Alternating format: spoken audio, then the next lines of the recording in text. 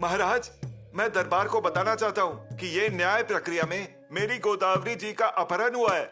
मेरी यही तो शिकायत थी।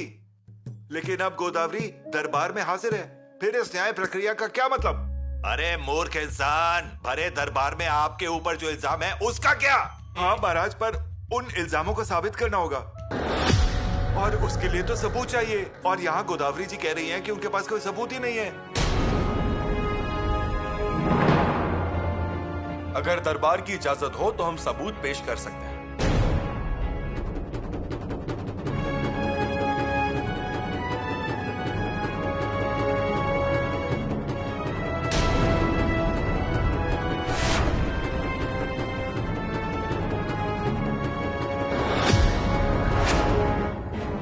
स्वराज्य द्रोही और छत्रपति की हत्या की साजिश करने का गुनाह साबित होने की वजह से केदार जी शाहपुरकर को ये न्यायालय तकमक घाटी से फेंक देने की सजा सुना रही है।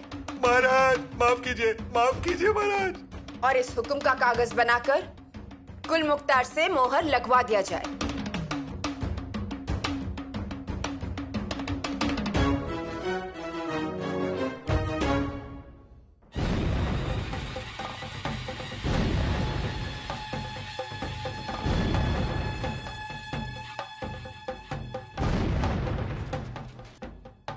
युवराज, युवराज, आप वहां से आ क्यों गए?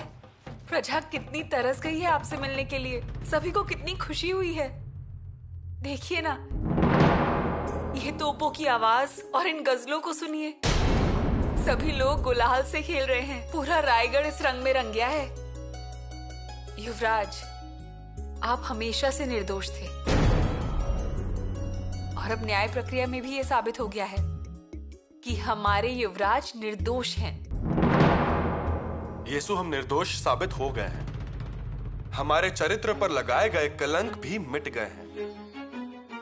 पर येसु, ये कलंक मिटाते समय हमारा कलेजा भी रोंद कर निकल गया। तकलीफ हुई, लेकिन नहीं, बात तकलीफ ही नहीं है, लेकिन अकेलापन महसूस हुआ। येसु, मथुरा में मुगलों के मुल्क में अकेले रहते वक्त अकेलापन महसूस नहीं हुआ, पर आज स्वराज्य में अपने लोगों के बीच में रहते हुए भी हमें अकेला महसूस हुआ। आप ऐसे क्यों कह रहे हैं युवराज? अगर हमसे कोई कमी रह गई है तो हमें बताइए। नहीं येसु, बिल्कुल भी नहीं। उल्टा आपने धैर्य के 2 अल्फाज कहे, इसलिए हम में लड़ने की ताकत आई। तो फिर भी ये अकेलेपन का विचार मन में क्यों आया?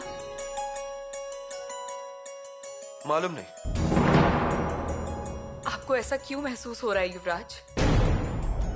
और अगर ऐसा कुछ होता ना तो पुतला रानी ने भोजन का त्याग नहीं किया होता। बाल राजा, दाइसा दोनों ने कल से कुछ नहीं खाया है। प्रजा ने फैसला होने से पहले आपके पैर धोए थे और अभी भी वो मासूम प्रजा खुशी से झूम रही है। युवराज, महाराज की आंखों में कितनी चमक है। येसु, अगर ऐसा होगा तो शायद हमारी किस्मत में ही दोष है। कोई बात नहीं, उस किस्मत से भी लड़ेंगे। हम रहेंगे आपके साथ युवराज। फिलहाल हमें अकेला छोड़ दीजिए। और हाँ, राजा राम बाल राजा को हमारे महल में लेकर आइए। जब तक हम नहीं खिलाएंगे वो खाएंगे नहीं। जी।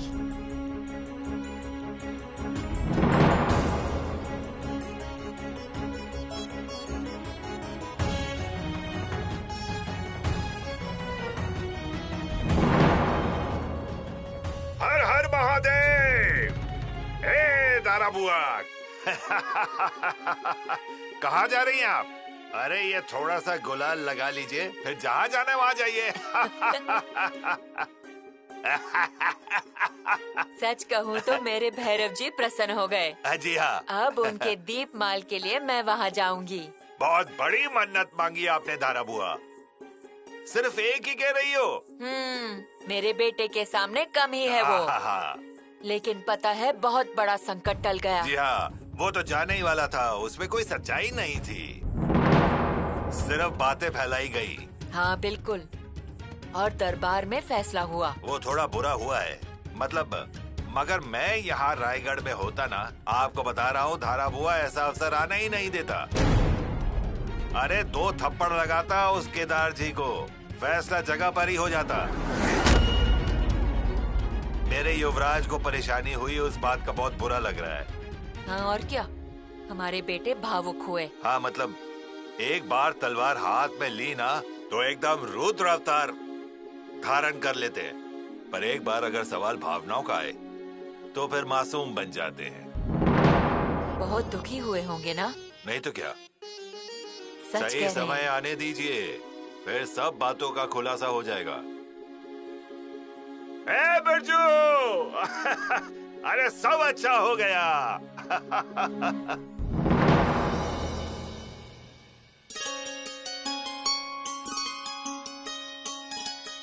महारानी, आपको हमारी तरफ से शाबाशी। किस बात के लिए? आपने उचित न्याय किया, इसीलिए। सच बात तो यह है कि एक मां होकर बेटे का न्याय करना बहुत ही मुश्किल काम था, पर आपने उससे बखूबी निभाया है। केदार जी को किले से फेंकवा दिया। हमारी महारानी जी, प्रशंसा तो हो ही रही है, पर महाराज हम खुद भी डरे हुए थे। सोच रहे थे क्या सबूत आएगा सामने, क्या फैसला करने वाले हैं हम। पर भगवान जी हमारे साथ थे।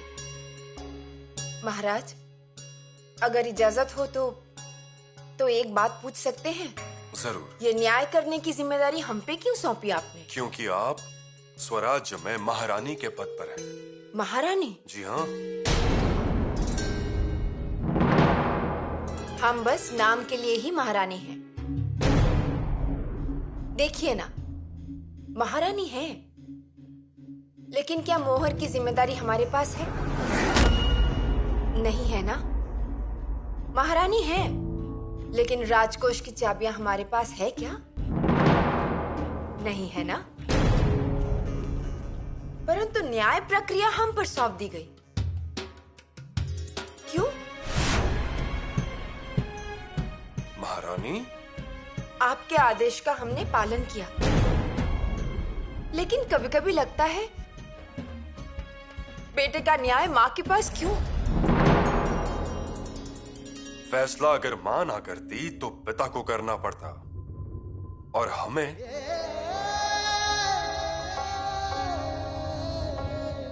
महारानी, आप में भी वो बात है, क्योंकि आपने भी जल्दबाजी में नहीं, सोच समझ कर फैसला किया। महाराज, पर हमसे कुछ अनहोनी हो जाती तो, फैसला शंभू राजा के खिलाफ हो जाता तो?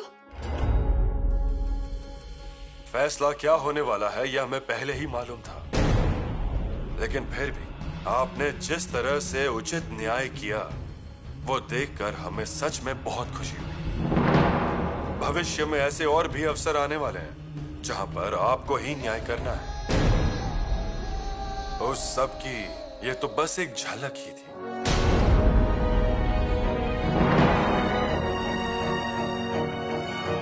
महाराज, इस मिट्टी में सौतेलापन बदनाम है, लेकिन रायगढ़ पर सौतेलापन का प्यार इतने ममता से भरा हुआ है, ये हमें दिखाना था और हमने दिखाया भी। न्याय आसन पर बैठने के बाद आपको होने वाली बेचैनी प्रजा ने देखी और हमने भी देखी। आपके मन में युवराज के लिए जो मां का प्यार है वो हमने देखा और हम बेफिक्र हो गए। महाराज, महारानी जी, आज न्याय करते वक्त आप जिस न्याय के साथ हमें खड़ी रही, उसी न्याय के साथ शायद आपको आगे भी चलना होगा। हम रहें या ना रहें, लेकिन न्याय का कांटा आपकी ओर से हमेशा सच्चाई की तरफ ही झुका होना चाहिए। महाराज, ये आप क्या बोल रहे हैं? आपको अगर स्वराज्य का नौकर बनना है तो रिश्ते भूल जाइए। आपको याद होगा आपके पिताश्री, हमारे मामा श्री सुपे परगणे में गलत बर्ताव किया, तब हमने उन्हें कैद करके बंगलूर भेज दिया था। हमने तब रिश्तेदारी नहीं देखी, न्याय देखा। और हमने ऐसा क्यों किया, ये आने वाला समय ही आपको हमसे ज्यादा अच्छे से खुलासा करके बता देगा। दादा साहब,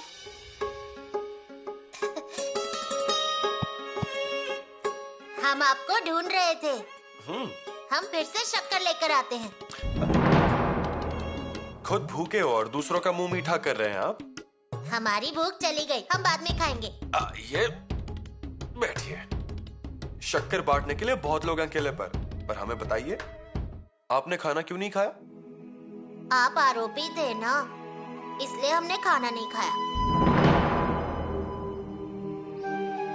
महाराजा, ऐसे भावुक मत हो जाइए। मन भावुक हो गया ना तो बहुत बहुत तकलीफ होती है। चलिए, हम आपको खाना खिलाते हैं। अगर आप हमें खिलाओगे ना, तो हम रोज भूखे रहेंगे। ऐसी बात है?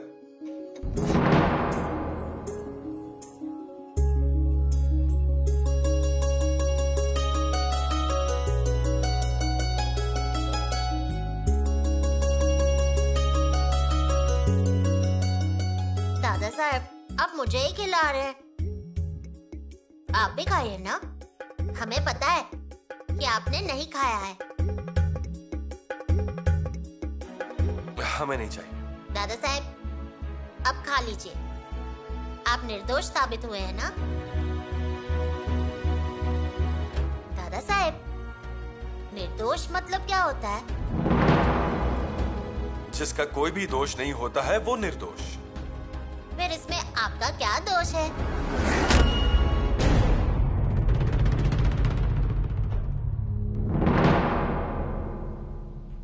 ये अभी तक हमारी भी समझ में नहीं आया बाल राजा।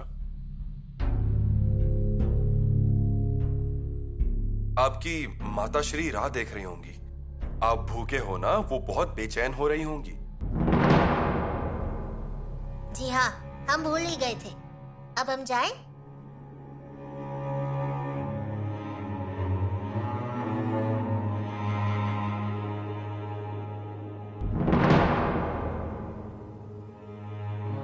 कितने भाग्यवान है ना बाल राजा कि अगर उनको बेचैनी हुई तो उनकी माताश्री है उनके पास। ऐसा नहीं कहना चाहिए युवराज।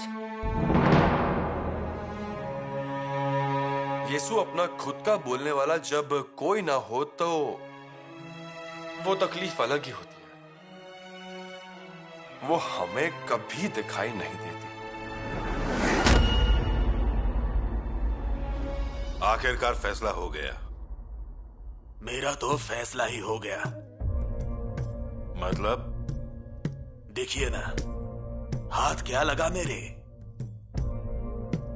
बेटी गई, जमाई को मृत्यु दंड मिला।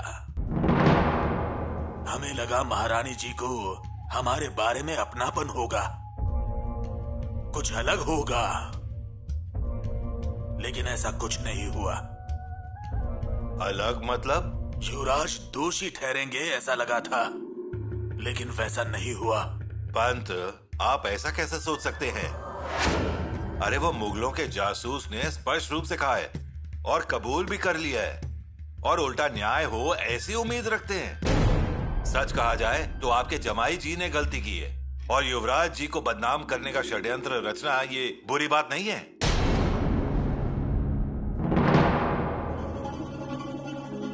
ये आप बोल रहे हैं?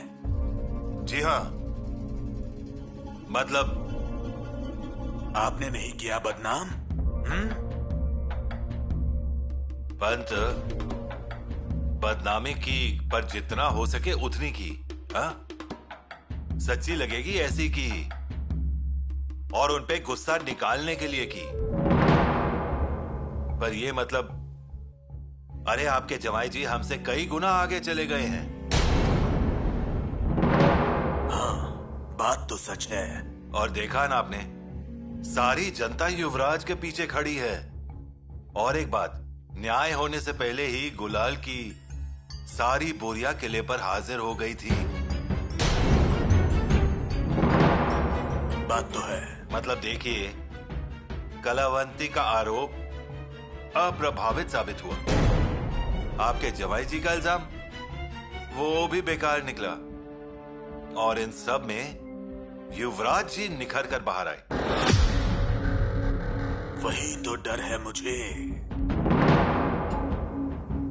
अब देखिए, उनका घोड़ा जमीन पर से नहीं, 4 उंगलियां ऊपर से ही चलेगा।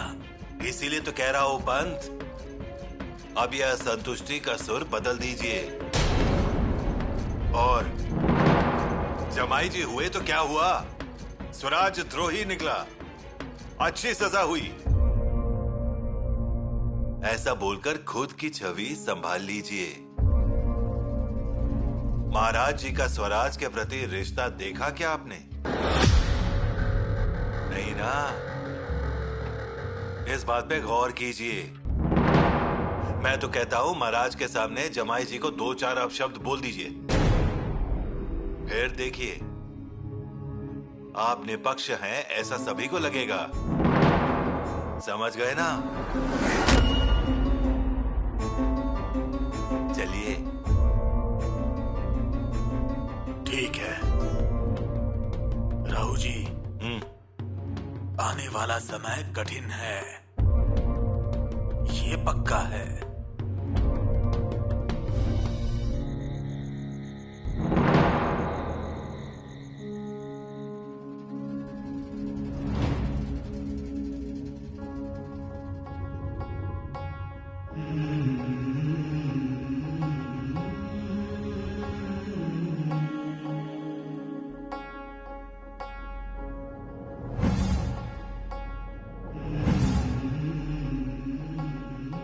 शंभू राजा,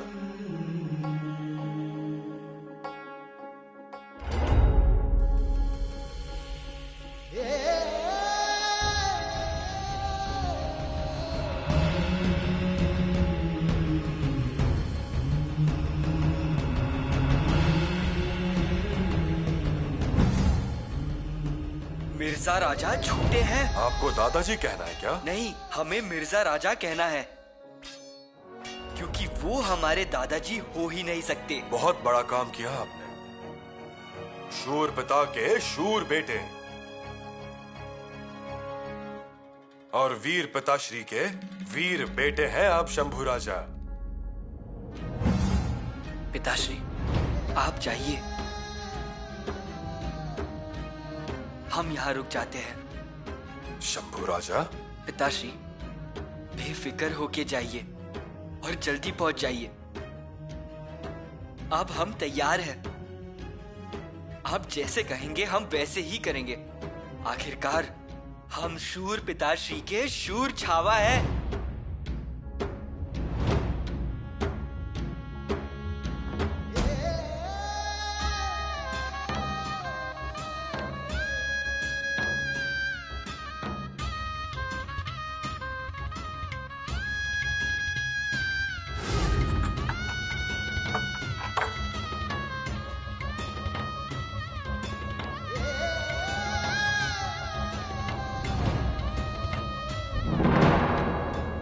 युवराज, अब किसी भी विषय पर बात मत कीजिए, भोजन खा लीजिए।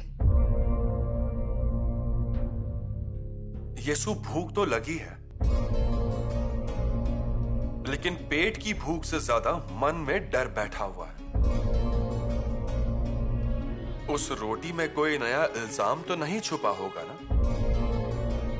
वो दाल संदेह से भरी हुई तो नहीं होगी ना? ऐसा मत कहिए, अब सारी मुसीबत दूर हो गई है। आप निर्दोष हैं और ये बात स्वराज के हर इंसान को पता है।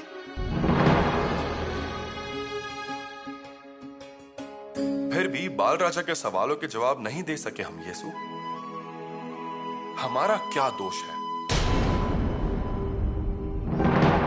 यीशु, हम निर्दोष हैं तो दोष किसका है? और दोष है भी क्या? हम युवराज बनकर पैदा हुए, ये हमारा दोष? हम मां के बिना बड़े हुए, ये हमारा दोष है? रानी मां हमें छोड़कर चली गई, ये हमारा दोष? कि हम पिताश्री के साथ कदम से कदम मिलाकर आगे चलते रहे, ये हमारा दोष? कि पिताश्री की गोद में हम पले बड़े, ये हमारा दोष है? बताइए ना यीशु, हमारा दोष क्या है?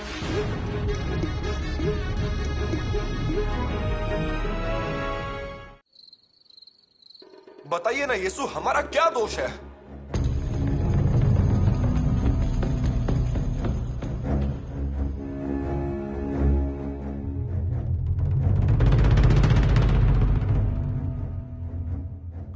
महाराज, फिर से हमें महाराज मत कहिए। पिताश्री कहते हो ना हमें, वही कहिए। वो आपको और हमें ज्यादा जचता है। कहिए पिताश्री। आप दरबार से चले आए,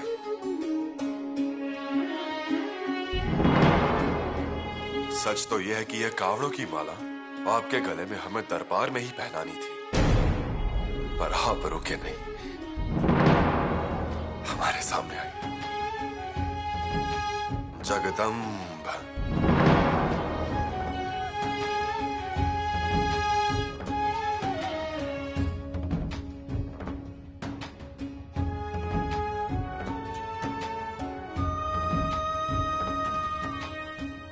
पिताश्री।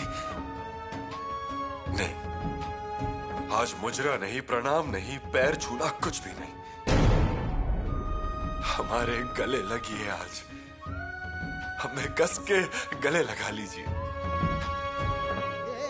पिताश्री।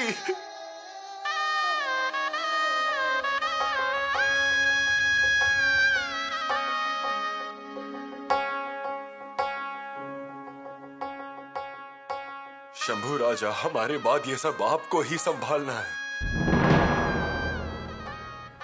थोड़ा धीरज से काम लीजिए, बहुत चिंता होती है आपकी। पिताश्री, आप बेगुनाह हो, ये हमें पहले से ही मालूम था। पिताश्री, आपको क्या लगा गोदावरी कहां पर है, ये हमें मालूम नहीं? गोदावरी कहां पर थी, कैसी थी, उनके ऊपर किसका पहरा था? आप उन्हें छुड़वाने के लिए कब गए? उन्हें छुड़ाने के बाद आडमल में लाड़ी के घर पर उन्हें छिपा दिया। वहां से निकलते वक्त जंगल में बबुल का एक कांटा आपके पैर में घुस गया। सब कुछ मालूम था हमें। पिताश्री, पैर में कांटा घुसा था ना? जी पिताश्री, कांटा आपके पैर में चुभा, पर दर्द हमारे कलेजे को हुआ। मेरा बेटा मुगलों की टोली पर हमला करता है, 500 बंदूकें जब्त करते हैं, ये हमें नहीं पता होगा? हमें सब कुछ मालूम था। गोदावरी का जब अपहरण हुआ तब आप पराक्रम कर रहे थे स्वराज्य के लिए। फिर पिताश्री, हम पर क्यों इल्जाम लगाए जाते हैं? शंभू राजा, ऐसे इल्जाम होते रहेंगे, आगे भी होंगे। आपके विरोध में ऐसे एक केदार जी नहीं, ऐसे बहुत केदार जी खड़े होंगे। इस बात का आपको ध्यान रखना है। वो लोग आपको पकड़ेंगे, किसी ना किसी वजह से आप पर इल्जाम लगाएंगे ही। हमारे दुश्मन अलग थे, आपके दुश्मन अलग हैं। और आपके दुश्मन को एक बात निश्चित रूप से मालूम है कि आपकी बुद्धि के आगे, आपके पराक्रम के आगे वो टिक नहीं पाएंगे, और इसीलिए वो आप पर छिपकर हमला करते हैं। सावधान रहिए।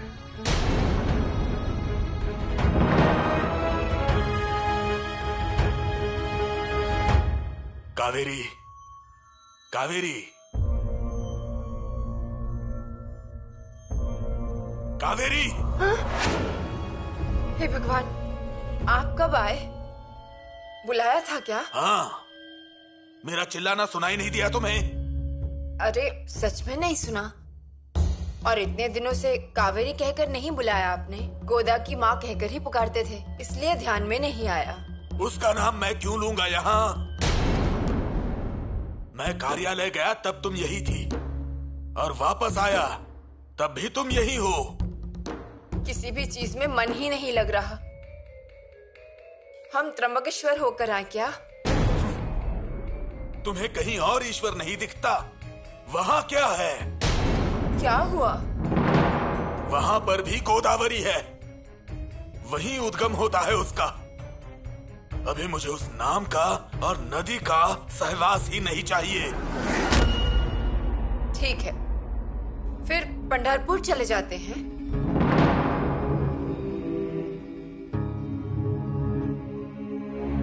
जाना तो पड़ेगा ही। पुण्य कम पड़ गया है शायद, इसीलिए युवराज के सामने मुंह की खानी पड़ी मुझे। मैं आपके सामने हाथ जोड़ती हूँ, क्यों ऐसी बातें कर रहे हैं? और युवराज को क्यों दोष दे रहे हैं? सच तो यह है कि हमारे वजह से उन्हें परेशानी हुई।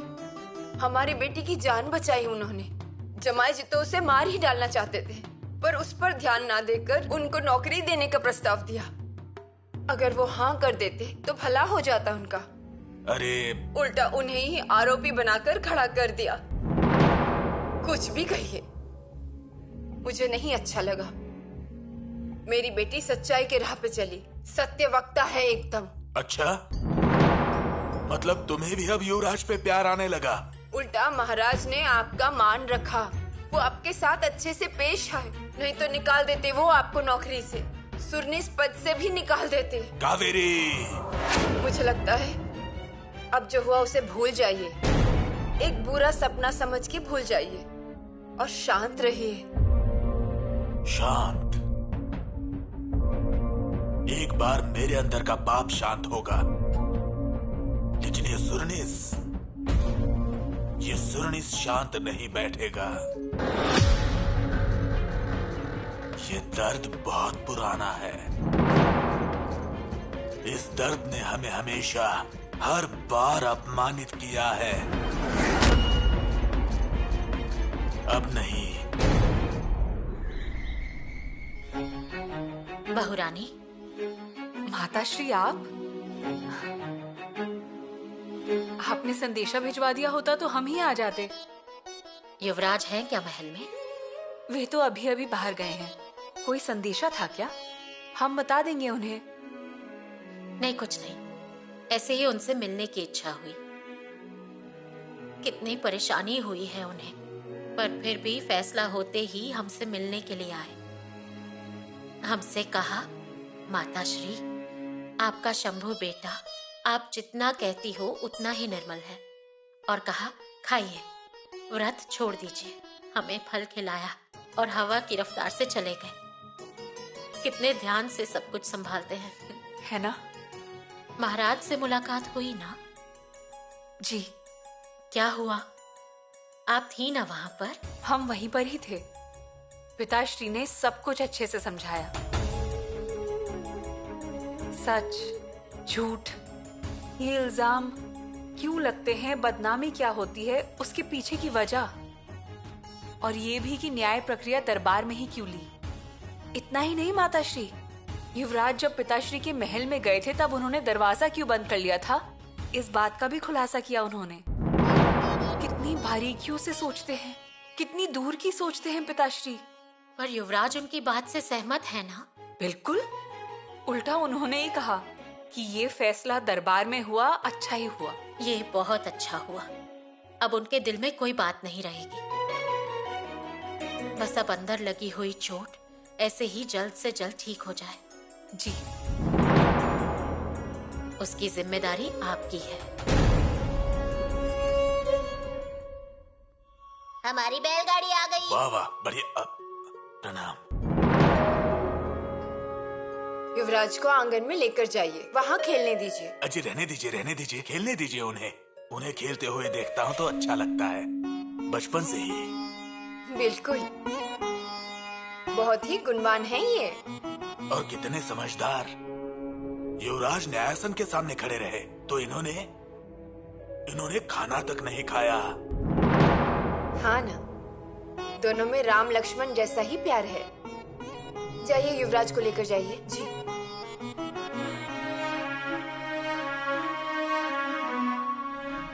आपसे कुछ बात करूं?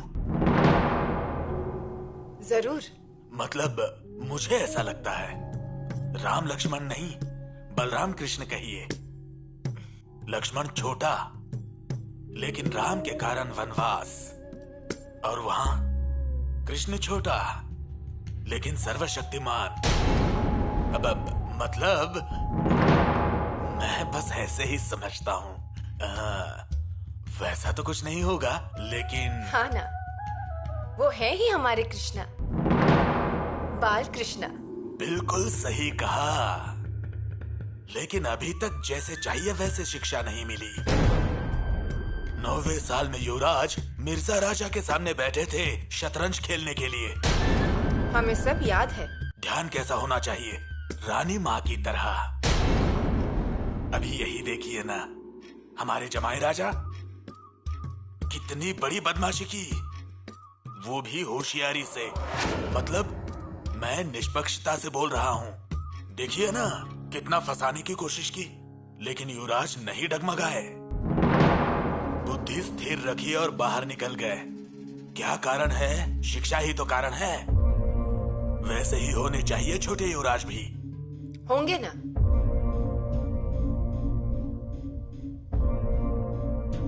आपकी यहाँ आने की वजह? अब देखिए ना, मैंने छोटे युवराज को देखा और सब भूल गया। कावेरी ने भेजा था संदेश देके। कौन सा संदेश? यही कि महारानी जी ने न्याय अच्छा किया, हमारे मन में कोई गिला शिकवा नहीं, दूध का दूध पानी का पानी किया। अग्नि परीक्षा थी वो हमारे लिए, लेकिन निभा लिया भगवान की कृपा से। मैं चलूं? इजाजत दीजिए। छोटे युवराज, कहाँ पर छिपे हुए आप? अरे कहाँ पर है? यहाँ भी तो नहीं। कहाँ पर छुपे हुए हैं? अरे यहाँ। अरे देखिए, मुझे तलवार दीजिए और आपके बैलगाड़ी लीजिए खेलने के लिए। हमें बैलगाड़ी नहीं चाहिए, हमें तलवार से ही खेलना है। खेलने के लिए तलवार चाहिए? जी हाँ, और वो भी दादा साहब जैसी। अरे वाह, भैया जी की तरह ऊंची छलांग लगानी है आपको। लगाइए। अरे उसके लिए पहले बड़े तो हो जाइए। मामा श्री, हाँ, हमारी तलवार भी है। अरे होनी ही चाहिए। अरे भोसले खानदान में पहले तलवार बनती है, उसके बाद बच्चों का जन्म होता है। 5वीं के पहले तलवार की पूजा की, फिर जीवन के कामकाज शुरू किए। दीजिए। ए शाबाश, बड़ा ही होशियार है। अरे मटका अभी भी कच्चा है, पूरी तरह बना नहीं। आपको तैयार होना चाहिए। कब होंगे तैयार? महारानी जी, मेरा नमस्कार। महारानी जी नमस्कार। अभी तक तो इन्हें तैयार हो जाना चाहिए था। अरे तैयार कर देंगे, उसके लिए कितना समय लगता है? बस ऐसा कहकर बाल राजा के ऊपर किसी का भी ध्यान नहीं है। सब लोग अपने कामों में व्यस्त हैं।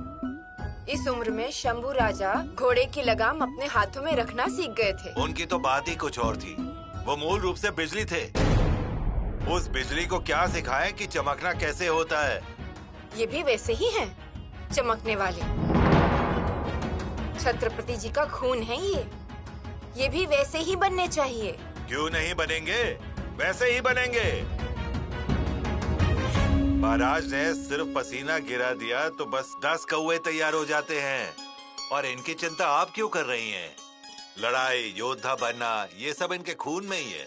अब ये जिम्मेदारी आपकी। ले ली मैंने। अब धीरे धीरे सब पर जिम्मेदारियां आने वाली है, और सौंपी गई जिम्मेदारी सभी को सफलतापूर्वक ही निभानी है। क्या नाजी पंत? जी महाराज। शंभू राजा? जी महाराज। हमारे सामने कामों का पर्वत खड़ा हो गया है, इसलिए हमें भी जल्दी से कामों को हाथ में लेना होगा। इसलिए हम एक ही समय पर 2 मुहिम खोल रहे हैं। पहली मुहिम राजापुर कुड़ाल मार्ग से फोंडा पहुंचने का, और दूसरी आदिल शाही मुल्क पर कब्जा करने। जी महाराज, फोंडे के मुहिम पर अनाजी पंत जाएंगे और विजापुर का मुल्क लेकर अथनी तक अगर संभव हुआ तो भागानगर तक शंभू राजा ही जाएंगे। जी महाराज। महाराज, एक बात बतानी थी। कहिए। प्रतापगढ़ पर कल बिजली गिरी है, आग से बहुत नुकसान हुआ है। भवानी माता के मंदिर को भी हानि पहुंची है। ये संकेत मुझे कुछ अच्छा नहीं लग रहा। अनाजी पंत, ये संकेत शुभ अशुभ हमने कभी नहीं माना है। अमावस्या की रात को भी किले से नीचे उतरकर विजय प्राप्त की है हमने। लेकिन बिजली है वो, गिरेगी ही, और उसे अगर आपके हाथों में पकड़ना है तो अपने शमशेर में पकड़िए। जी। ये खबर हमें सुबह ही पता चली है, हम देखते हैं क्या करना है। आप तैयारी कीजिए, अभियान का खर्चा, आश्वरोही, सैनिक, इन सब की सूची बनाइए और दरबार में दे दीजिए, और आपस में बात करके एक दिन निश्चित कीजिए मुहिम पर निकलने के लिए। बस एक बात याद रखिएगा, हमें किसी भी कीमत में सफलता चाहिए। जी पिताश्री, हम सफलता हासिल करके ही लौटेंगे। हमारे शमशेर की बिजली की चमक दुश्मन देखेगा। शाबाश।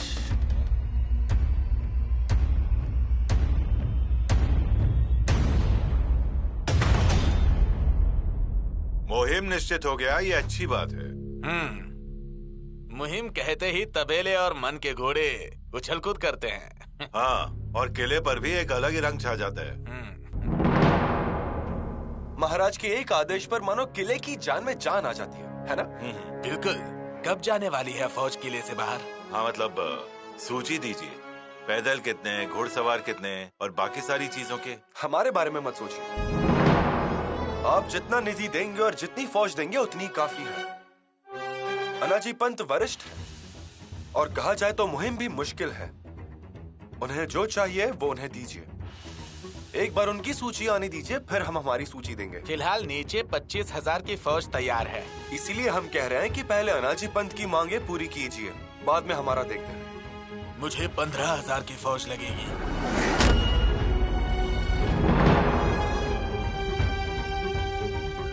आपको जितनी फौज चाहिए उतनी लीजिए, बाकी बची फौज हमारे लिए काफी है। हम आते हैं, कल मुहिम का दिन बता देते हैं।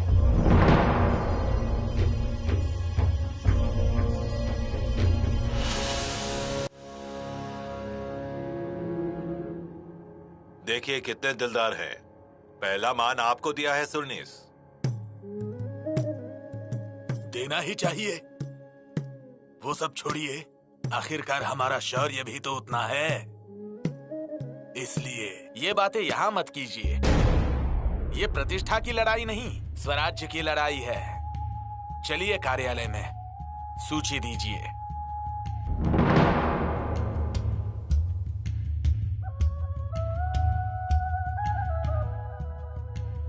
यहाँ से आगे प्रतिष्ठा की ही लड़ाई होगी।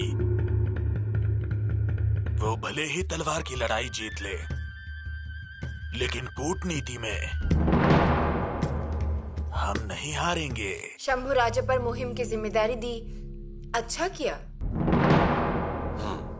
उसकी जरूरत भी थी। महारानी, हम जल्द ही दक्षिण में जाने वाले हैं। गोवलकुंड के लोगों के साथ हमारी बातचीत चल रही है।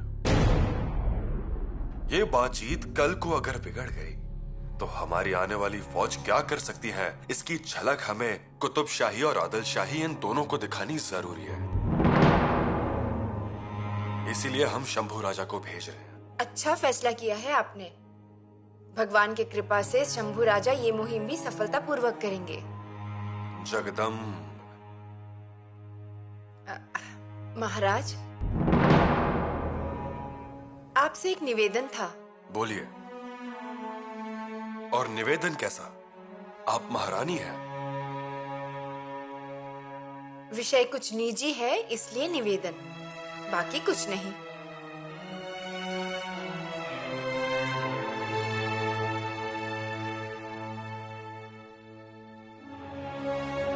कहिए।